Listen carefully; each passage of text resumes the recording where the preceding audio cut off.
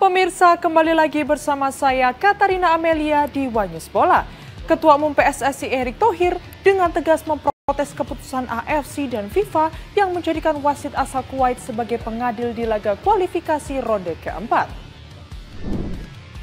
Informasi lainnya pemirsa, kita beralih ke sepak bola Eropa. Wali Kota Milan menyebut Rossoneri dan Nerazzurri telah sepakat terkait penjualan San Siro. Nantinya kesepakatan ini akan dibawa ke Dewan Kota dan mendapatkan keputusan resmi. Pemirsa, inilah Wanyus Bola selengkapnya. Bek muda Timnas Indonesia U17 Matthew Baker jadi bintang saat Melbourne City 2 menang adu penalti 3-1 atas Brunswick City di final playoff NPL Victoria. Kemenangan ini mengantarkan mereka promosi ke kasta kedua Liga Australia.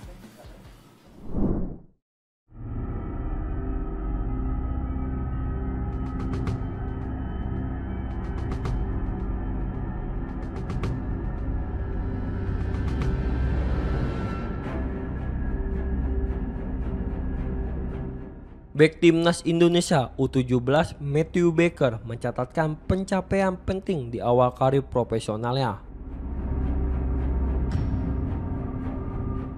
Pemain berusia 16 tahun itu dipercaya tampil penuh selama 120 menit ketika Melbourne City 2 berhasil memastikan tiket promosi ke NPL Victoria kasta kedua Liga Australia.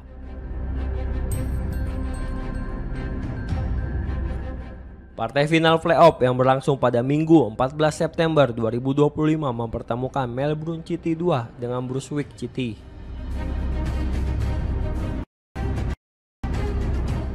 Laga berjalan sengit sejak menit pertama dan berakhir imbang 2-2 di waktu normal sehingga harus dilanjutkan ke babak tambahan.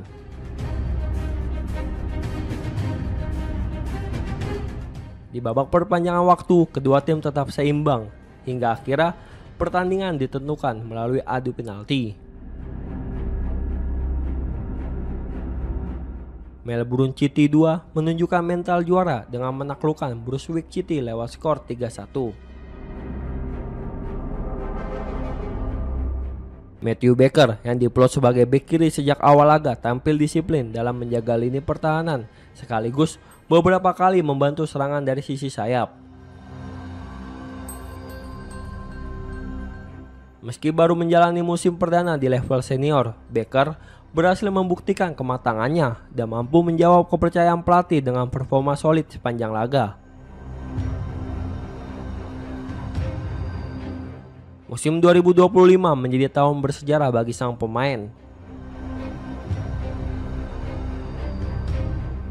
Total ia telah tampil 17 kali di kompetisi resmi, 16 kali bersama Melbourne City 2 dan 1 laga bersama tim utama Melbourne City. Catatan ini semakin istimewa mengingat usia yang baru 16 tahun dan baru naik dari level akademi.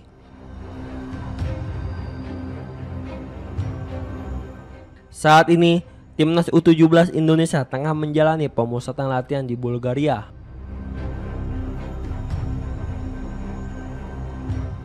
Absennya Baker dari pemusatan kemungkinan dikarenakan ia harus membela klubnya di pertandingan penting yang menentukan promosi ke kasta tertinggi.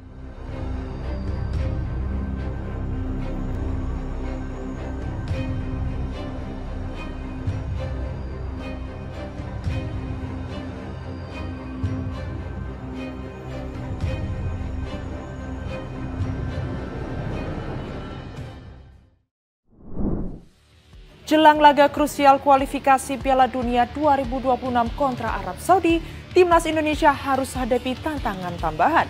AFC disebut membatasi jumlah supporter tim tamu hanya 8% dari kapasitas stadion.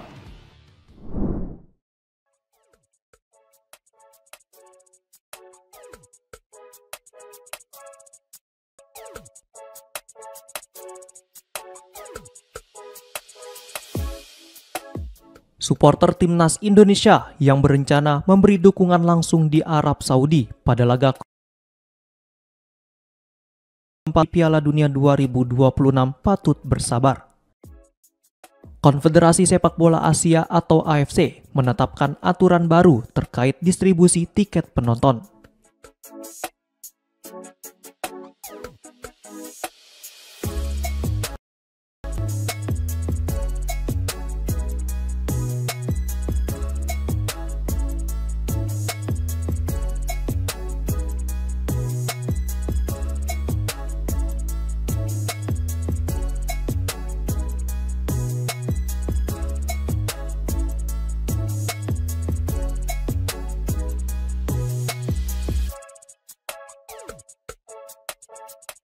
Aturan ini dibuat sebagai kompensasi bagi Qatar dan Arab Saudi yang menanggung seluruh biaya serta kebutuhan logistik tim peserta termasuk Indonesia dan Irak selama babak playoff berlangsung. Sebagai imbalannya, kedua tuan rumah mendapat keistimewaan berupa kuota penonton yang lebih besar. AFC membatasi jumlah supporter tim tamu maksimal hanya 8% dari total kapasitas stadion. Bagi timnas Indonesia, kebijakan ini berdampak signifikan. Saat menghadapi Arab Saudi di Jeddah, jumlah tiket untuk mendukung Garuda diperkirakan hanya sekitar 5.200 lembar. Angka tersebut sangat kecil jika dibandingkan dengan puluhan ribu supporter tuan rumah yang akan memenuhi stadion.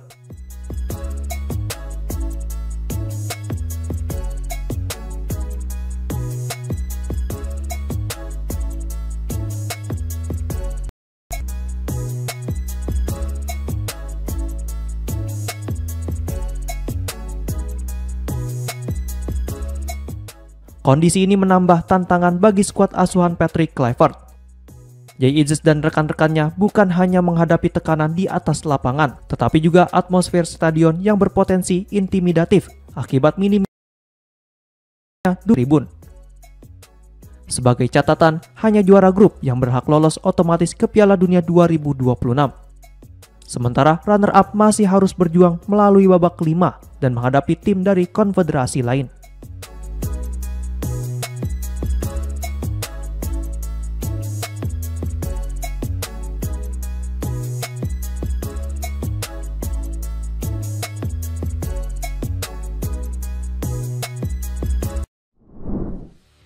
PSSI resmi melayangkan protes ke AFC dan FIFA terkait penunjukan wasit asal Kuwait untuk putaran keempat kualifikasi Piala Dunia 2026 zona Asia.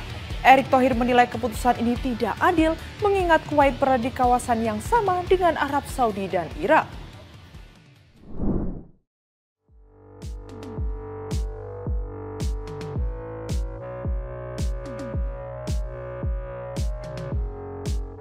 PSSI resmi mengajukan surat protes kepada FIFA dan AFC terkait penunjukan wasit di babak keempat kualifikasi Piala Dunia 2020.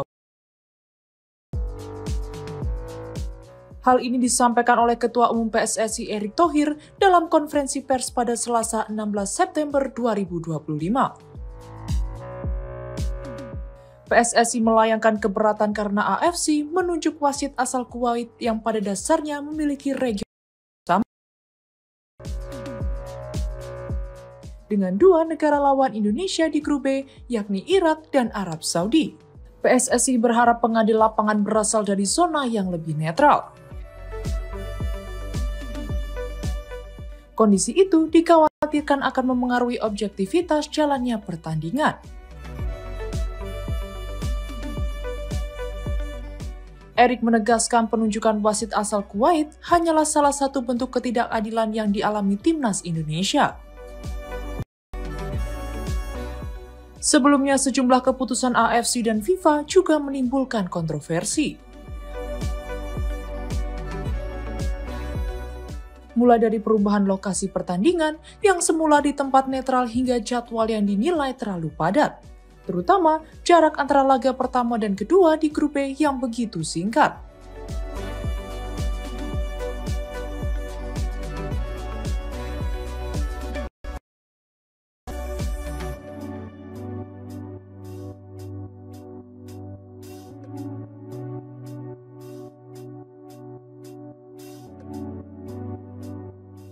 Selain itu, PSSI juga mendapat informasi bahwa wasit asal kawasan Timur Tengah memang sudah diplot untuk memimpin pertandingan timnas Indonesia di ronde keempat nanti.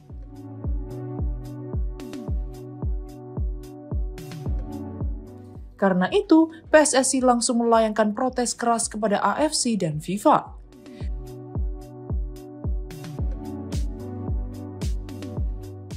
Dengan protes resmi ini, PSSI berharap AFC dan FIFA segera meninjau ulang penunjukan wasit, serta memastikan penyelenggaraan kualifikasi berjalan transparan dan adil bagi semua peserta.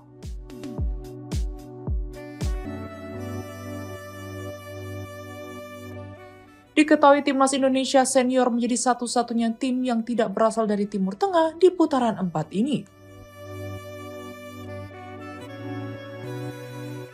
Kelima tim lainnya adalah Arab Saudi, Irak, Qatar, Oman, dan Uni Emirat Arab.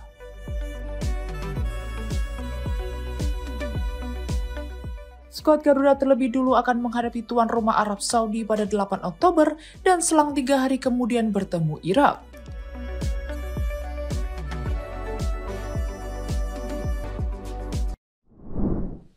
Kiper Timnas Indonesia Emil Audero Mulyadi tampil gemilang di Serie A musim ini. Bersama Cremonese, penjaga gawang asal Lombok itu menjadi kiper dengan penyelamatan terbanyak hingga pekan ketiga mengalahkan De Gea.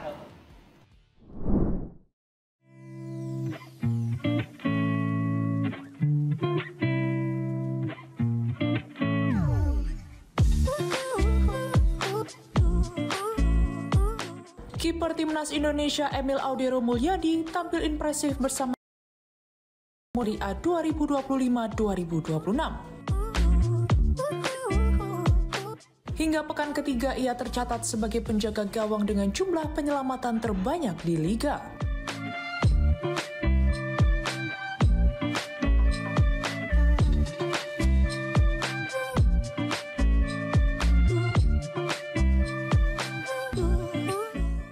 Laga terbaru melawan Hellas Verona yang berakhir imbang 0-0, kiper asal Lombok itu melakukan 9 penyelamatan krusial. Termasuk refleks gemilang saat menggagalkan peluang emas Giovanni Nascimento dalam situasi 1 lawan 1. Selain itu, Emil juga mencatat 5 kali diving save, 6 penyelamatan di dalam kotak penalti, 21 kali recovery, serta terlibat dalam 65 sentuhan bola.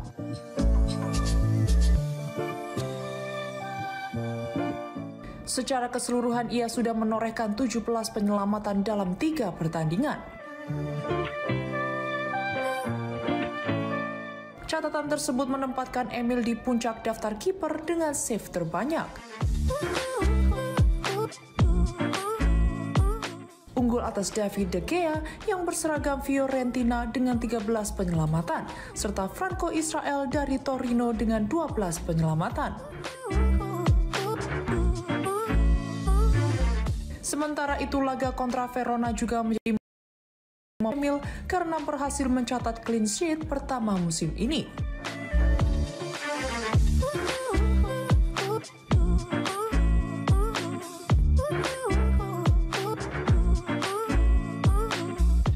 Sebelumnya dirinya sudah kebobolan 3 gol dari 2 laga awal, di mana saat menang 2-1 atas AC Milan dan 2 gol ketika Cremonese menundukkan Sassuolo 3-2.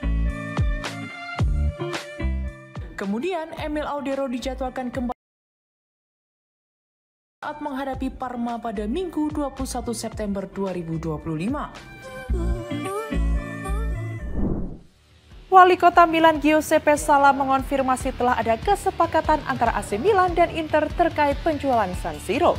Kesepakatan ini membuka jalan bagi pembangunan stadion baru yang ditargetkan selesai pada 2031, serta menjaga peluang kota Milan untuk tetap menjadi tuan rumah Euro 2032.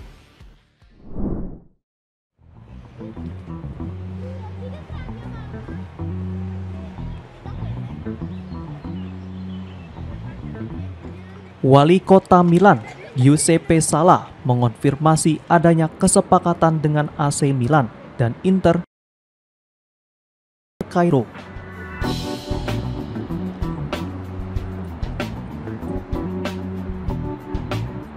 Upaya pembangunan stadion baru bagi 2 klub besar kota Milan telah berlangsung selama bertahun-tahun dan kerap menemui jalan buntu.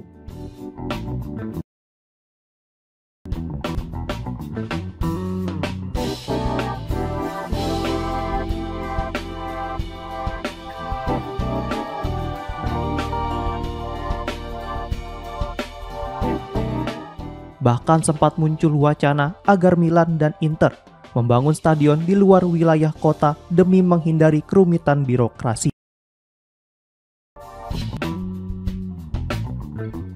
Kabar besar datang dari media Italia, La Repubblica, pada Senin, 15 September 2025. Media tersebut melaporkan Dewan Kota telah mencapai kesepakatan dengan Rossoneri dan Nerazzurri untuk menjual San Siro beserta area sekitarnya, sehingga proyek stadion baru realisasi.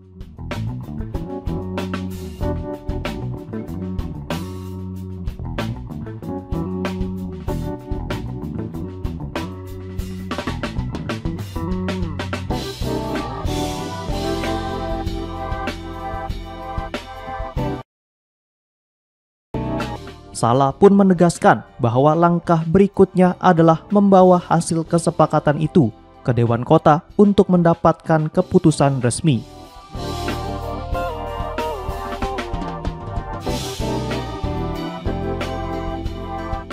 Terkait waktu, Salah menargetkan keputusan bisa diambil sebelum akhir bulan ini.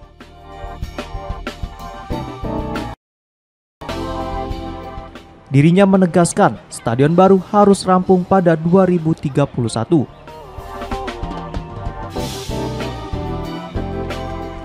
Mengingat UEFA tidak akan memasukkan Milan sebagai salah satu tuan rumah Euro 2032 jika San Siro tetap dalam kondisi saat ini.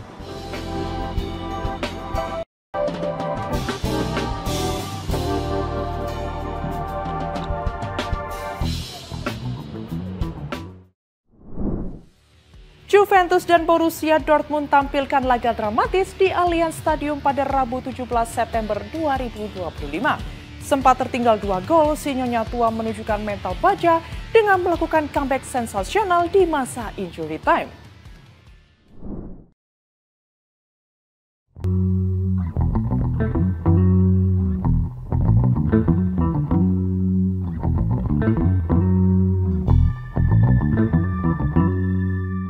Malam yang penuh drama tersaji di Allianz Stadium ketika Juventus hampir menerima kekalahan saat menjamu Borussia Dortmund. Dalam laga tersebut berakhir dengan 8 gol dengan hasil imbang 4-4 dalam laga pembuka Liga Champions musim ini.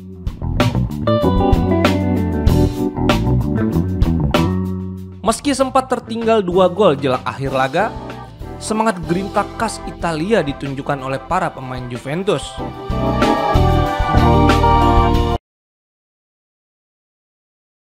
Berakhir di hadapan ribuan pendukungnya, Bianconeri menolak menyerah.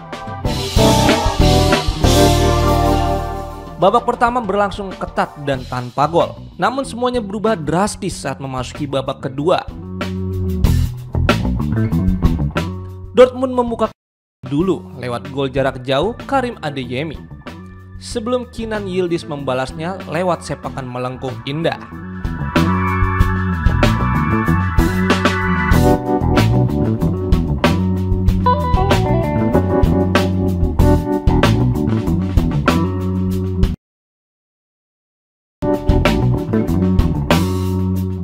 Saling balas gol terus terjadi dari sepakan jarak jauh Felix Mecha, gol cepat Dusan Vlahovic, hingga serangan balik maut yang diselesaikan Yan Couto.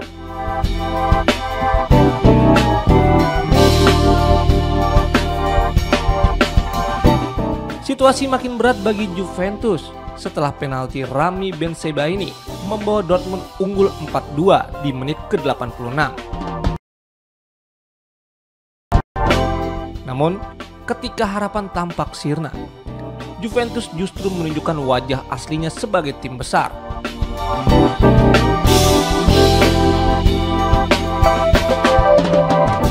Dalam 2 menit di masa injury time, Vlahovic memperkecil ketertinggalan melalui gol keduanya, juga asis indahnya kepada Lloyd Kelly yang mencetak gol penyeimbang lewat sundulan spektakuler.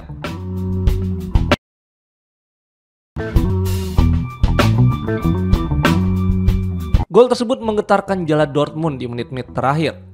Walaupun sempat diragukan oleh wasit dan dicek melalui VAR, akhirnya gol tersebut disahkan wasit.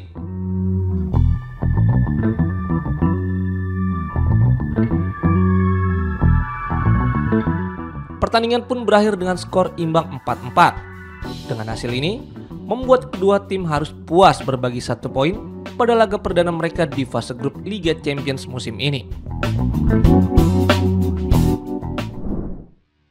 Demikian Demikian informasi yang dapat kami sampaikan pemirsa. Terima kasih telah bergabung bersama kami. Saya Katarina Amelia dan seluruh tim yang bertugas mengucapkan sampai jumpa di Wanyus Bola berikutnya. Setiap hari pukul 9 malam hanya di kanal YouTube TV Wanyus Golf.